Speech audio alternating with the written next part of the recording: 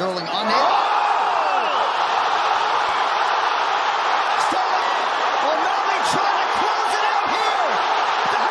Este video va del llamado que hizo Sean Suga O'Malley a Chito Vera para su primera defensa. Soy José y esto es Fans Combat. Como sabes, Sean O'Malley hizo exactamente lo que prometió hacer, noqueó al Aljamain Sterling y capturó el título de peso gallo del UFC en el UFC 292 en el Garden de Boston. O'Malley atrapó a Sterling en el inicio del segundo round y lo hizo con una mano derecha que derribó al Funkmaster.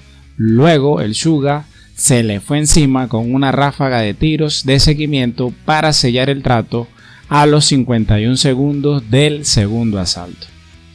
Inmediatamente después de la victoria, en la entrevista en el octágono, pidió a Chito Vera para el UFC 296 en Las Vegas, lo que no fue una sorpresa ya que lo había dicho consistentemente previo a la pelea, que si ganaba, y Chito también lo hacía, esa era la pelea que él quería para su primera defensa. El ecuatoriano también hizo su parte llevándose una victoria por decisión unánime ante el brasileño Pedro Muñoz. Por supuesto, muchos no están de acuerdo con esa pelea entre el Suga y el ecuatoriano para la primera defensa, ya que Chito es actualmente el número 6 del ranking.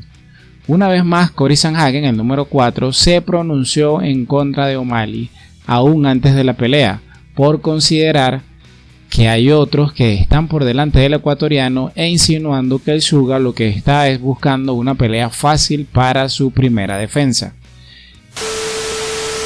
¿Y ustedes cuál creen que sea la razón por la que Sean O'Malley pida a Chito Vera para su primera defensa del título? Algunos piensan que está evitando a Merab Dvalishvili, el número 1 del ranking y hermano, por así decirlo, de Aljamain Sterling.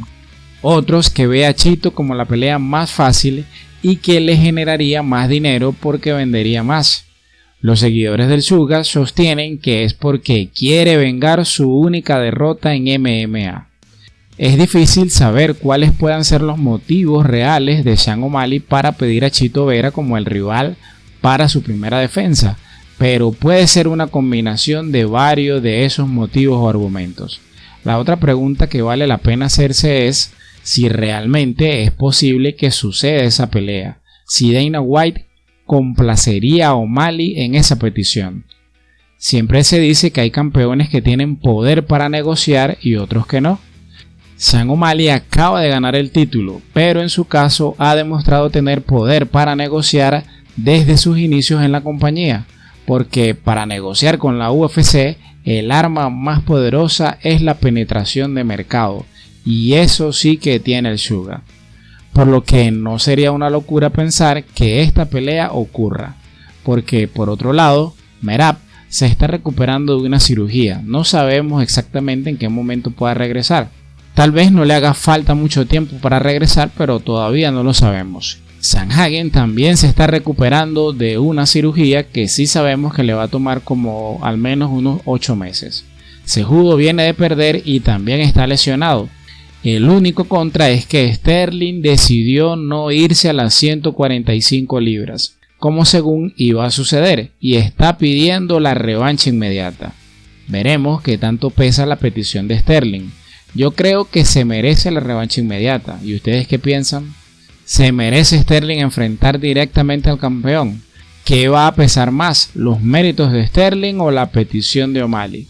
Dana White dijo en la rueda de prensa posterior al UFC 292 que no existía eso que llaman los privilegios de Dana White.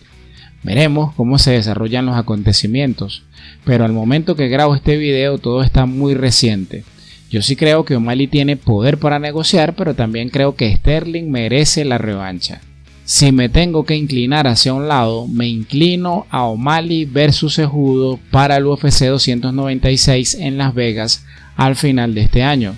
Sobre todo ahora que el Prezi confirmó que McGregor versus Chandler permanece en el estante y que los fanáticos tendrán que esperar al primer trimestre del 2024. Esto crea la necesidad de nuevas y buenas peleas para el UFC 296, como por ejemplo una pelea por el título semipesado vacante que potencialmente sería entre Jiri Prochazka y Alex Pereira, o una defensa del título de Sean O'Malley ante Marlon Vera. Si llegaste hasta aquí, suscríbete, eso me motiva a seguir creando este tipo de contenido. Gracias por el apoyo.